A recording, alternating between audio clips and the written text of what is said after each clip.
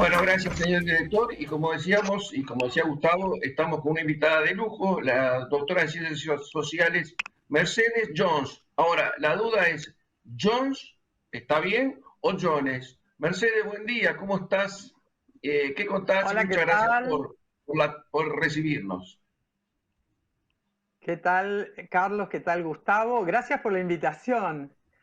Y sí, bueno, primero soy socióloga, después hice el doctorado en La Plata. Ujú. Originalmente yo soy platense y hace muchos años que vivo en Buenos Aires, pero con respecto al apellido Jones es bastante gracioso porque mi abuelo tenía una placa como se ponía antes, ¿no? En las casas, y él ponía Jones con Y, porque como se lo pronunciaban de cualquier manera, Iones, Jones, después Johnson, cualquier nombre, cualquier apellido en este caso, entonces puso Jones y la familia era Jones. El nombre, el apellido es de origen galés y se pronuncia Jones, como ustedes, como vos, Gustavo, lo dijiste. Pero bueno, es gracioso porque yo Sí, todavía sí. tengo que explicar cómo se pronuncia y un poco digo cómo les quede bien, ¿no? Bárbaro. Bueno, Mercedes, nos metemos en un tema que para nosotros es apasionante, fundamentalmente para nosotros, digamos, para mi generación, de que estamos en la generación plateada, como se le dice, la revolución de las canas, en fin, hay un montón de nombres.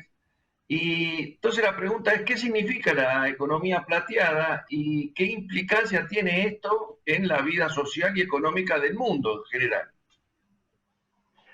Sí, vos lo dijiste bien, se habla de la revolución de las canas, de la economía plateada, de la Silver Economy, haciendo referencia sobre todo a un fenómeno, el de los baby boomers, que son las personas que nacieron 1940 hasta en adelante, digamos, hay como un marco ahí de 10 años bueno, viste que la teoría de las generaciones tiene sus bemoles, pero en definitiva lo que se hace referencia, casi yo diría que a un nuevo estadio de la humanidad. Esta economía surge con foco y a partir de abastecer de servicios y de productos a lo que se llaman las personas mayores. Y ahí entramos en un punto interesante. ¿Qué entendemos por personas mayores? Entendemos que es una economía de las canas, una economía plateada, una silver economy, y que entonces apunta a este mercado nuevo que es el de las personas mayores. Y si yo les pregunto a ustedes, bueno, personas mayores, ¿qué quiere decir o qué entendemos por persona mayor? Ahí ya entramos en problemas, porque hay una convención arbitraria absolutamente, pero que ubica a las personas mayores, dependiendo de los países, en el momento de la jubilación. En nuestro país diríamos una persona mayor empieza a ser formalmente mayor a partir de los 60 o 65 años, dependiendo si es varón o mujer. Pero el punto es que si uno mira la realidad, a partir de los 50 años, a la gente se la excluye del mercado. Entonces uno empieza a ser una persona mayor laboral o una persona mayor desde el punto de vista social mucho antes que la edad de la jubilación. Y acá tenemos un punto que para mí también valdría la pena enfatizar, y es que esto está ubicado directamente en lo que es un prejuicio y una exclusión por la edad. Y si ustedes se preguntan, y cualquiera de los que nos están oyendo se pregunta si se animarían a decirle a alguien que no lo van a contratar para un trabajo o para cualquier actividad que se esté considerando incluir personas, bueno, no te voy a incluir porque tenés piel oscura, no te voy a incluir porque sos judío, no te voy a incluir porque sos mujer, no te voy a incluir porque sos discapacitado. Sería absolutamente impensable. O sea, es políticamente incorrecto, todo el mundo lo sabe y en todo caso, aunque lo piense, lo disimula, porque no está habilitado, sin consecuencias negativas a nivel social, a plantearlo. Ahora, nosotros vemos todo el tiempo avisos donde dice personas mayores de 50 abstenerse o cosas por el estilo, y a nadie se le mueve un pelo con eso, ¿no? Entonces, estamos tan atrasados en esta temática que yo diría que hablar de economía plateada es una sofisticación total en nuestro país. Pero igual estamos trabajando muy fuerte para instalar estas nuevas ideas, porque es una tendencia mundial, pero es una innovación absoluta. Mercedes, el tema este del rango etario ampliado por las canas y demás, que el adulto mayor en cierta forma se siente un poco aislado, a pesar de que la actividad, la experiencia y demás hace que debería seguir siendo útil una persona mayor de 50 años, por lo menos en lo que es la economía latina. O sea, Latinoamérica lo considera a una persona que a lo mejor tiene un segmento más disminuido de conseguir sus actividades. No así la oriental, donde se lo escucha y donde se lo pregona como el sabio que deja su gestión. ¿Cómo supera o cómo reeduca la sociedad en definitiva para validar el potencial que tiene todos nosotros? Porque, bueno, me incluyo yo también en esta actividad o en estas condiciones. ¿Cómo lo ves? Sí, mira, Gustavo, acá hay un punto, yo también me incluyo, yo tengo 75 años. Acá has tocado en la pregunta un tema muy interesante, porque, y empiezo por el final en todo caso de la pregunta, ¿no? ¿Cómo hacemos para, en todo caso, reeducar o generar un nuevo paradigma con respecto a la definición, a la percepción, a la idea de vejez? Y bueno, hay un punto que hay que reconocer. Nunca antes la humanidad vivió tanto tiempo. Esto es un hecho. Entonces no hay antecedentes en nuestra cultura occidental con respecto a qué hacer, cómo hacerlo, cómo evitar el sufrimiento social innecesario que nos genera el hecho de estar focalizados exclusivamente en la juventud y de valorar como ciclo vital exclusivamente a la juventud, sabiendo que vamos a envejecer y pensando que envejecer y que la vejez es algo terrible, ¿no? Que es una etapa desgraciada de la vida. Entonces, la pregunta tiene una respuesta rápida y simple, que es no sabemos, en la cultura occidental no sabemos cómo hacerlo porque estamos mirando para otro lado. La realidad es como que la negamos, ¿no? No la tomamos en cuenta. Ahora, nosotros hemos hecho unos encuentros que llamamos Senior Work Café, con la metodología, y que a nosotros los argentinos nos encanta, de conversar en pequeños grupos.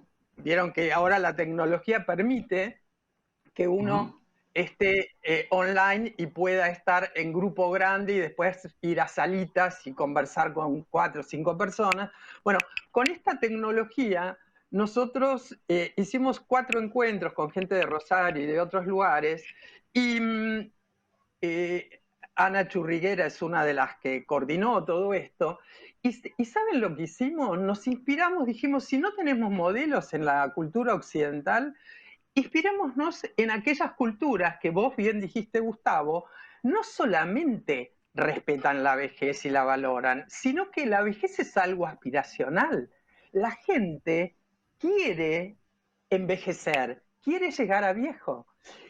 Si a uno le preguntan a cualquier persona, ¿no? Esta pregunta de qué querés hacer cuando seas grande, a nadie se le ocurre pensarse viejo. A nadie se le ocurre. Y no está mal, porque antes la gente muy rápidamente se jubilaba y al poco tiempo moría. Y ahora tenemos 30 o 40 en algunos países años de vida por delante. Y esto es absolutamente inédito. O sea que yo creo que nos tenemos que inspirar en aquellas culturas que valoran la vejez y que de alguna manera tienen rituales, tienen inclusión laboral, bueno, son campeones en la economía plateada y nos muestran que además la diversidad generacional adentro de las empresas genera mayor productividad. O sea que no es que lo hacemos porque somos buenos con los pobres, ¿no?, mayores, sino que es una estrategia económica y comercial innovadora y que ha demostrado ser muy exitosa. Nosotros, como digo, estamos Sí, es muy efectiva, atrasados exactamente. en todo esto, ¿no? Sí. Mercedes, te hago dos preguntas en una. Hay una palabra que es la longevidad, que a veces asusta un poco. ¿Qué es para vos la longevidad? ¿Qué significa? ¿Cómo la definirías? Y a su vez se habla mucho del envejecimiento activo, que es un poco algo de lo que estabas hablando, pero que me gustaría que lo profundizaras un poquito más en todo esto. Sí, porque vos sabés que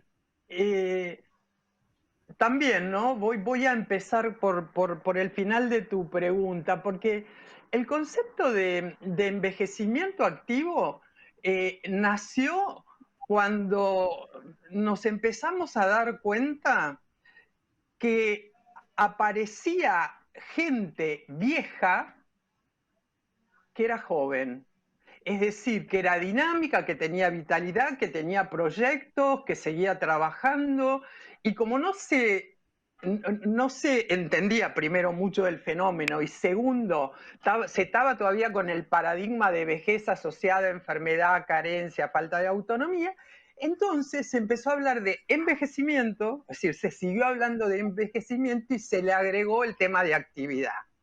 Pero ese concepto ya está absolutamente superado porque ya no se habla de envejecimiento, se habla de longevidad.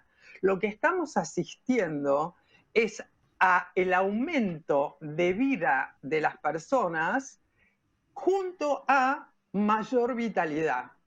Y entonces esta asociación entre envejecer y mantenerse vital es novedosa.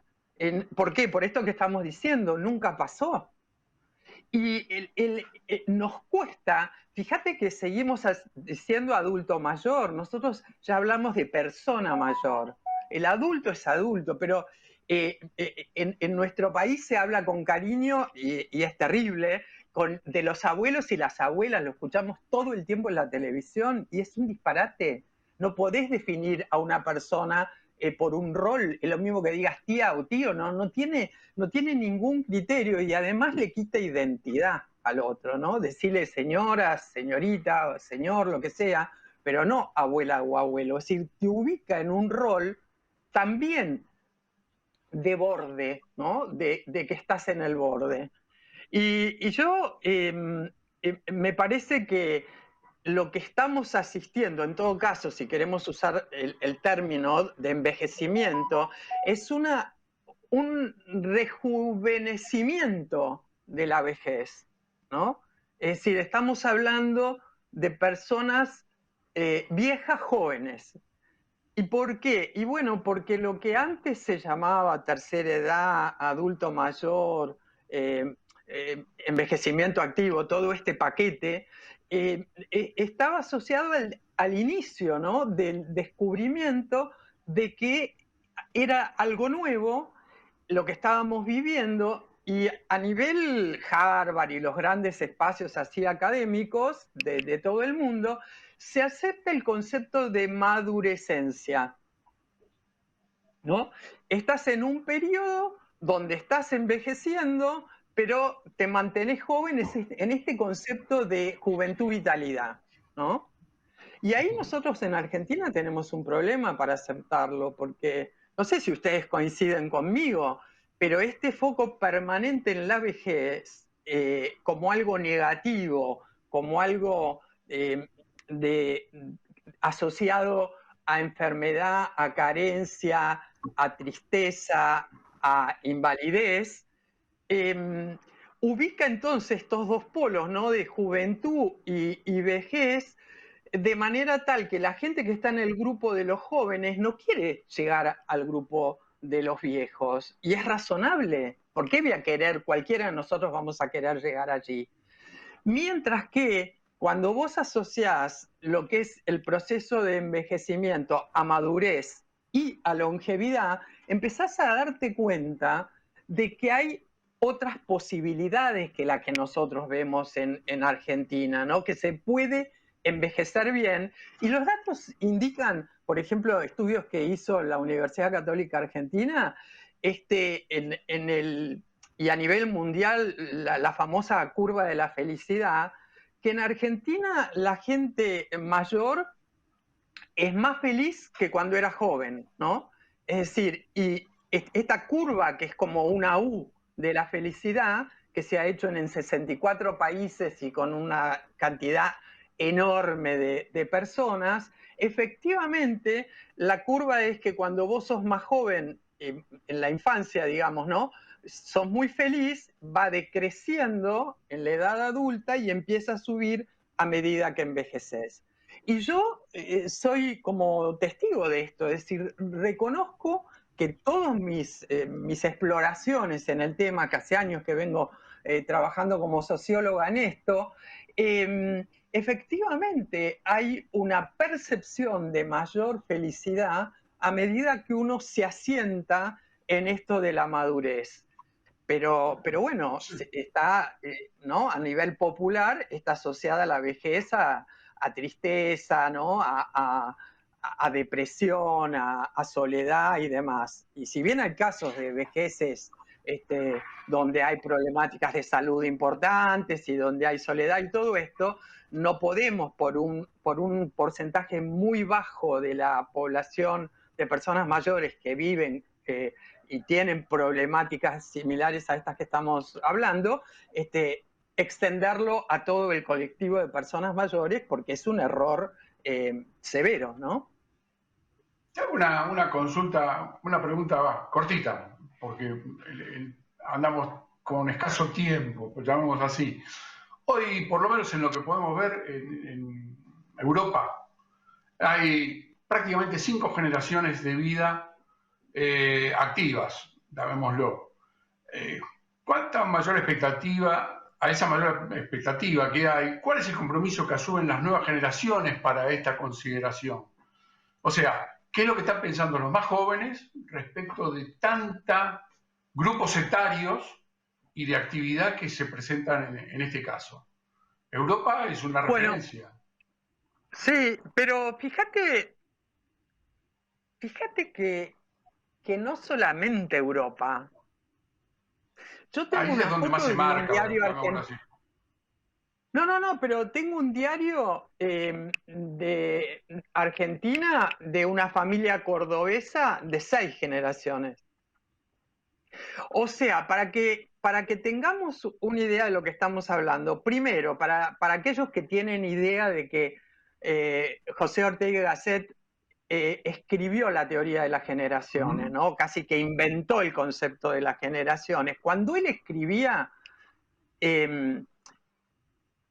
había 3 generaciones, o sea, convivían en el mundo 3 generaciones. Y ahora, como vos dijiste, Gustavo, hay seguro 5 generaciones. Y ya, yo les digo, tengo la foto, si estuviera mostrando en PowerPoint, le mostraría la foto de esta familia donde se ve a 6 mujeres miembros de la misma familia, ¿no? Entonces, esto es un dato que lo tenemos que nos tenemos que imaginar lo que significa. Pero para ponerle un poco más de contenido así, de concretez, mi madre se jubiló a los 60 años y murió a los 96, hace 5 años. Cuando ella se jubiló, la gente de verdad se moría a los 60 y pico. Los más longevos vivían hasta los 70. Bueno, Y ella dejó de trabajar enseguida, tuvo que criar 4 hijos, se envió muy joven, bueno, dijo, ahora me toca a mí. Bueno, ¿cuánto le duró el ahora me toca a mí de viajar, de hacer no sé qué, de no sé cuánto? Ya cuando tenía 70 me decía a mí, si yo hubiera sabido que iba a vivir tanto, hubiera seguido trabajando. A los 80 ni les explico, etcétera, ¿no? El punto es que la sociología habla de sobrevivientes sorprendidos, es decir, se está generando personas que nunca vieron a nadie, mamá nunca había visto a nadie en su familia que cumpliera más de 90 años. Existieron en todas las épocas personas de 100 años y todo, ¿no? Los modelos Matusalén, pero eran muy poquitos. Ahora hay zonas azules en el mundo donde viven los supercentenáneos, por ejemplo, Okinawa en Japón es una, pero hay en Costa Rica, en varios lugares, Grecia, Italia, donde se ve personas de 100 años que tienen actividades. Jeanne Calment, que fue la francesa que científicamente se comprobó que vivió 122 años, andaba a caballo a los 100. O tomaba coñac. Sí. Te pido disculpas, pero sabes bien lo que son los tiempos en la televisión. Y tenemos a la productora, el productor que nos está apurando porque tenemos que entregar a tiempo. La verdad, te vamos a invitar pronto para continuar porque hay muchas más preguntas para poder hacerte. Pero muchísimas gracias por este momento. La verdad es enriquecedor para todos nosotros poder compartirlo contigo. Un enorme agradecimiento. Viva la longevidad, entonces, Carlos. ¿Cómo? Que viva la longevidad, digo. Es un movimiento que existe en Argentina, ¿no? Que viva la longevidad. Sí. Así es. Bueno, un beso grande. Muchas gracias. Muchas gracias a ustedes. Señor director, pedimos disculpas por el exceso de tiempo y las cámaras son suyas. Nosotros nos vamos hasta el próximo viernes con mucho más La City por dentro. Chao.